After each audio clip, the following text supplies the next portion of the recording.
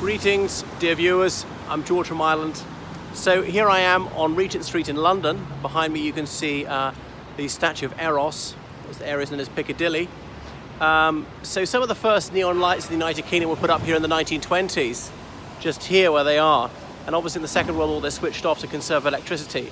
And then they switched on again about 1950 because there was such a shortage of electricity till then, and a huge crowd gathered to see it. So this is a real nodal point of London.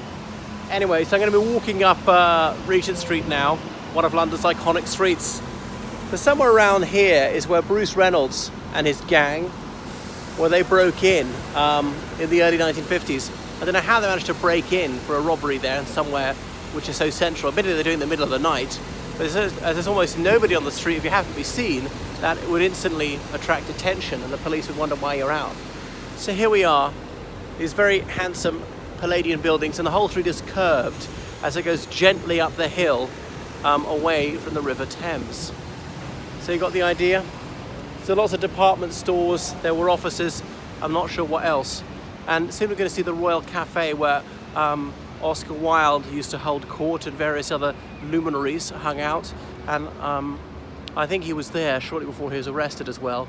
In 2008 they were going to close it down. There's the Royal Cafe. You can see the man standing in the doorway wearing a Macintosh, but I suppose he's there to greet people. And it connects to a hotel just behind. So there's some high-end boutiques. It's all rather pricey around here. That's that. It's early on a Sunday morning, hence that's why things aren't open and hardly anybody's here. Otherwise it's jam-packed. There's one weekend in August when it's closed to traffic. It becomes a pedestrian street. Otherwise it's quite a major bus route. So connecting through to Piccadilly under that arch. Piccadilly is another famous street. There are a few of these arches up the street. And you get the idea. Imagine living here. Well, so they're all expensive brands. There's an Italian one here, Coccinelle. I don't know what it means actually. I used to think it was snail, but apparently it's not. Okay, we're coming on to Barber. Barber, these expensive, well, wax jackets. They do various other things. Barber not spelt like the barber who shaves your face. So green Barber was thought to be de rigueur for the Green Welly Brigade. Posh people in the countryside. There's some blue Barbers also acceptable. You can get full length ones, so usually just down to the waist. And here's an expensive arcade. Where is it? There it is, yeah. Selling all sorts of goodies. Cafe Concerto. I've only noticed these in the past few years. There's several across London, these expensive Italian places. Despite being a cafe, they do full meals. So that's that. So anyway, you're getting a taste of Regent Street. What else can I say? So it's almost entirely clothes and shoes they're selling along here. And this one, a bit of renovation on this building, a facelift. So yeah, you can drive down here quite easily, although there are plenty of buses. There's a lane in either direction. One of them is the bus lane. Moss Brothers, where is it? Moss Bros, the ones who made the original UVF uniforms in 1913. I don't know that put you off. I don't like their suits, they come in too high. Pinko, as in Pinko Liberal. And the flags, well, I remember some of the Olympics, there were flags all along here. Union flags. The Gaucho Club, as this Argentine place, used to be called Down Mexico Way. Remember we were there for my sister's 21st birthday party. So you're getting an idea of what Regent Street's about. So it was early 19th century because the Prince Regent was ruling this country on and off from 1788 to 1820 when his father died. And the Prince Regent later became George IV, his father being George III, who was indisposed. He was taken ill, he was afflicted by porphyria, a mental illness and eventually blindness, but his episodes were intermittent, his attacks of insanity. So therefore the Regency Act was passed and the Prince Regent was king in all but formal designation, and indeed Regent's Park also bears his name. So the Prince Regent, he certainly had a mistress, Maria Fitzherbert, this twice widowed Catholic woman, who I think had no children. She certainly had no children with him. Some people said that they secretly married, but that would have been against the Royal Marriages Act because various relatives of the king have to get, or the queen, have to get permission to wed, and he did not get his father's approval. And so it would have been unlawful. We might say that's the law of the land, not the law of God, and blah, blah, blah.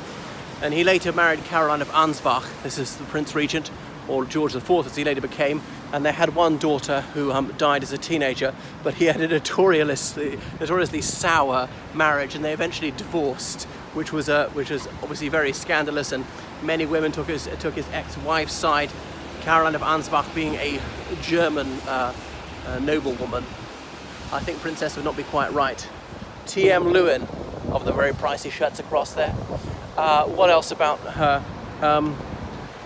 So then she went off and she lived with her lover, and it was all terrible.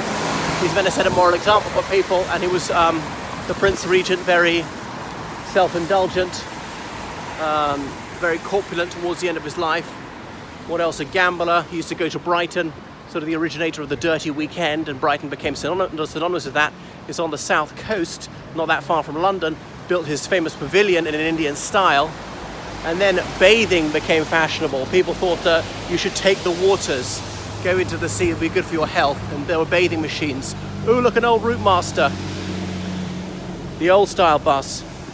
So this would be pulled by a horse and go sort of up to a meter's depth or something like that. This little wooden contraption wagon, and then you get out of that and bathe off into the nude. I don't know why you couldn't just wade in from the shore, but that was that. I suppose it was to afford you a little bit of privacy, to be not that easily visible from the shore by going 100 meters out or something, because if it's sloped down to the depths just very gently. So you get some idea. You come here to buy your threads.